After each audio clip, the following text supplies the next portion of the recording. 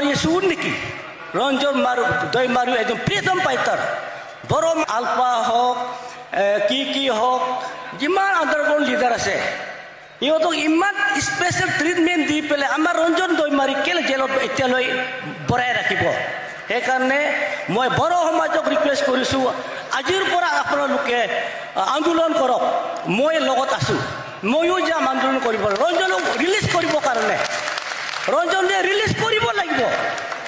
নহ'লে ইয়াত কি বিজেপি গভৰ্ণমেণ্ট কি কৈছে, যেতিয়ালৈ এছেম্বলি ইলেকশ্যনৰ আগত আমাৰ ৰঞ্জন দৈমাৰী আৰু তাৰ ল'ৰাকেইটাক ৰিলিজ কৰিবৰ কাৰণে আপোনালোকে ষ্টেপ ল'ব লাগে বুলি মই অনুৰোধ কৰিছোঁ। বড়োপাৰ ড্ৰিম আছিলে বড়োলেণ্ড। সেই 13টিয়ে এই কাউন্সিলকেইটা এই নেচকেইটা কাটি পেলাই পিয়ৰলি বড়োলেণ্ড হ'ব লাগে। হ'লেও মই বড়ো সমাজক মই নতুন বছৰ মই হেপী নিউ ইয়াৰ ক'বলৈ চান্স পোৱা নাই। সেই মঞ্চৰ পৰা মই বড়ো সমাজক হেপী নিউ ইয়াৰ দিছোঁ। আৰু আজি সেই UBPO এই মিটিঙত আমাক central committee, district committee, reception কমিটিয়ে ইয়াত ইনভাইট কৰাৰ কাৰণে মোৰ মনৰ ভিতৰৰ পৰা কমিটিক মই ধন্যবাদ দিছোঁ। মই আগত সদায় মই অকলে আহিছিলোঁ। মই এইটো 37 ইয়াৰ্ছ হৈ গ'ল, সদায় অকলে মই যাওঁ। আজি কি হ'ল, আমাৰ দাদাইয়ে ক'লে নেনাকাদু তোক কিমান বড়ো মানুহে বড়োকেইটা মৰম কৰে, তোমাক যেনেকুৱা মৰম কৰে মই চাবলৈ আহিম বুলি আমাৰ দাদাইয়ে ইটানগৰৰ পৰা মোৰ লগত আজি আহিছে। সেইকাৰণে দাদাইকো মই থেংক ইউ। আৰু লগত মোৰ ঘৰত সদায় গণ্ডগোল, তই সদায় কোকৰাঝাৰ ক'ত বড়ো মানুহে মাতিলে, বড়ো সমাজে মাতিলে, মা বেমাৰ হওক, ল'ৰা ছোৱালীয়ে বেমাৰ হওক, তুমি সদায় যায়। সেইকাৰণে ময়ো চাবলৈ যাম বুলি মোৰ নিজৰ ভনীয়ে আজি মোৰ লগত আহিছে। নিমিগ্ৰাতক সেইটো এৰি পেলাই আৰু মোৰ ল'ৰা বোৱাৰীয়ে তাতনো শ্বশুৰ বুঢ়ানো কেনেকুৱা তাতনো তাত সদায় যায়। সদায় মই যাই, কেতিয়াবা ৰাতি আহে। এজন বড়োকেইটা গাড়ী লৈ আহিলে মই টুকলুককৈ পলাই যায়। সেইকাৰণে বোৱাৰীয়ে সদায় টেনশ্যন। সেইকাৰণে মই মোৰ কেছটো চাবলৈ কাৰণে মোৰ ল'ৰা বোৱাৰীও আহিছে আজি চাবলৈ। মই বোৱাৰী নাপালোঁ, মই বড়ো বোৱাৰী ল'ম বুলি ভাবিছিলোঁ।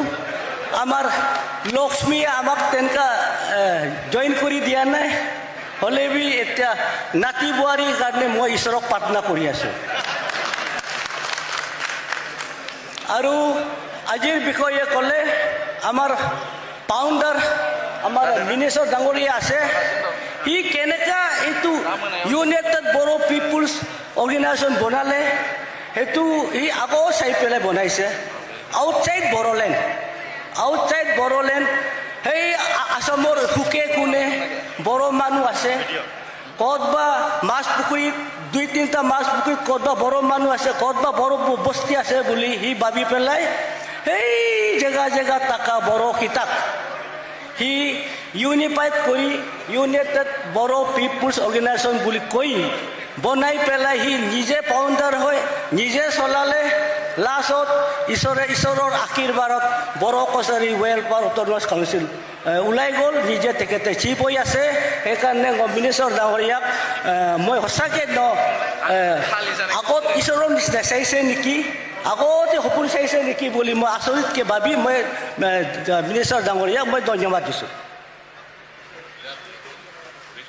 আৰু ইয়াত মই বেছি কথা নক'ম, মই সেইটোৱে ক'ম, আমাৰ উঠি অহা ডেকা ল'ৰাকেইটা আগৰ পুৰণা এপছু আন্দোলনৰ পুৰণা লিডাৰকেইটাক ফৰ এক্সাম্পল আমাৰ ইয়াত শুক্ৰাচাৰ্য মছাৰীৰ নিচিনা মানুহ আছে, আমাৰ কৃষ্ণ দৈমাৰীৰ নিচিনা মানুহ ইয়াত আছে। তেখেতকে আপোনালোকে পাহৰি নাযাবি। সদায় সহায় যোগিতা কৰি থাকিবি আৰু তেখেতক সদায় ৰেচপেক্ট কৰিবৰ কাৰণে আপোনালোকক মই অনুৰোধ কৰিছোঁ।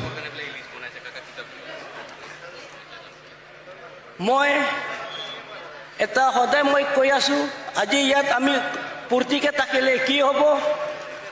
ইউনাইটেড বড়ো পিপুলছ অৰ্গেনাইজেশ্যন যিমান চেণ্ট্ৰেল কমিটি ডিষ্ট্ৰিক্ট কমিটি আছে চবক মই এইটোৱে মোৰ এটা অনুৰোধ, আপোনালোকে যোন আমাৰ ৰঞ্জন দৈমাৰী যোন জেলত এতিয়ালৈ আছে আৰু তাৰ লগত যিমান এতিয়া কেডেট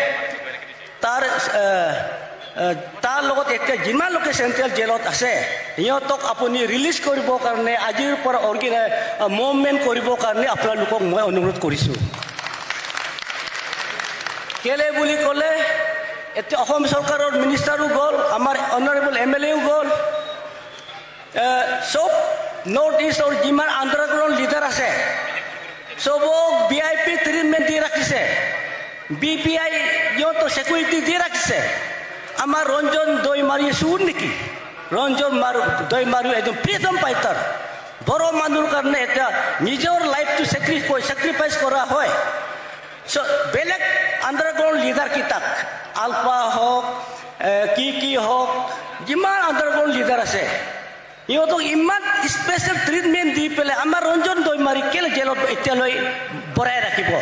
সেইকাৰণে মই বড়ো সমাজক ৰিকুৱেষ্ট কৰিছোঁ, আজিৰ পৰা আপোনালোকে আন্দোলন কৰক, মই লগত আছোঁ, ময়ো যাম আন্দোলন কৰিব। ৰঞ্জনক ৰিলিজ কৰিবৰ কাৰণে ৰঞ্জনে ৰিলিজ কৰিব লাগিব, নহ'লে ইয়াত কি BJP গভৰ্ণমেণ্ট কি কৈছে, যেতিয়ালৈ এছেম্বলি ইলেকশ্যনৰ আগত আমাৰ ৰঞ্জন দৈমাৰী আৰু তাৰ ল'ৰা কেইটাক ৰিলিজ কৰিবৰ কাৰণে আপোনালোকে ষ্টেপ ল'ব লাগে বুলি মই অনুৰোধ কৰিছোঁ।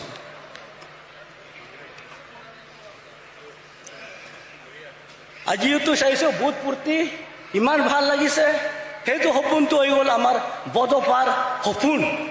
বডোপাই কৈছিলে ইউনিটি হ'ব লাগে, পিচ আৰু প্ৰগ্ৰেছ। ইউনিটি পিচ এণ্ড প্ৰগ্ৰেছটো বডোপা কৈছিলে, সেইকাৰণে এতিয়া বড়ো সমাজে সঁচাকৈ পিচটো হৈ গ'ল, ইউনিটিটো হৈ গ'ল, এতিয়া প্ৰগ্ৰেছ কৰিবলৈ এতিয়া কামটো চলি আছে। সেইকাৰণে মই বডোপাৰ সপোনটো আপোনালোকে কেৰি আউট কৰাৰ কাৰণে মই এতিয়াৰ য়ং বড়ো লিডাৰকেইটাক মই ধন্যবাদ দিছোঁ। আৰু একটা মই লাষ্টলি ক'ম, আপোনালোকে চব শুনিছে Bodoland territorial council, Bodoland territorial region. Bodofa dream আছিলে বড়োলেণ্ড, সেই টেৰিটৰিয়েল এই কাউন্সিলকেইটা এই নেচকেইটা কাটি পেলাই পিয়ৰলি বড়োলেণ্ড হ'ব লাগে, এই টেৰিটৰিকেইটা কাটিব লাগে বুলি মই আপোনালোকক অনুৰোধ কৰিছোঁ।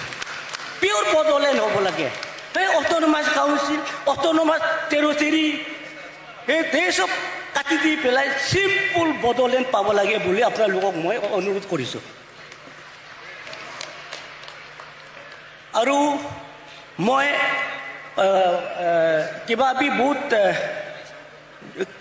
ৰাতি হ'বলৈ দৌৰি আছে, সেইকাৰণে মই ইয়াৰ কমিটি অৰ্গেনাইজেশ্যন কৰা, কোনে অৰ্গেনাইজ কৰিছে, কোন ইমান দূৰৰ পৰা আহিছে, চবক মই আপোনালোকৰ বডোপাৰ বন্ধু হৈ চবকে বড়ো সমাজক, বড়ো লিডাৰকেইটাক, বড়ো অৰ্গেনাইজেশ্যনকেইটাক, বড়ো পলিটিকেল পাৰ্টিকেইটাক একেলগে থাকি বড়ো সমাজটো একেলগে থাকি জিন্দা কৰি থাকিব লাগে আৰু বড়ো সমাজটো ডেভেলপ কৰাব লাগে, বড়ো ষ্টেটত বড়োলেণ্ডত পিচ হ'ব লাগে বুলি মই প্ৰাৰ্থনা কৰি ঈশ্বৰক মই প্ৰাৰ্থনা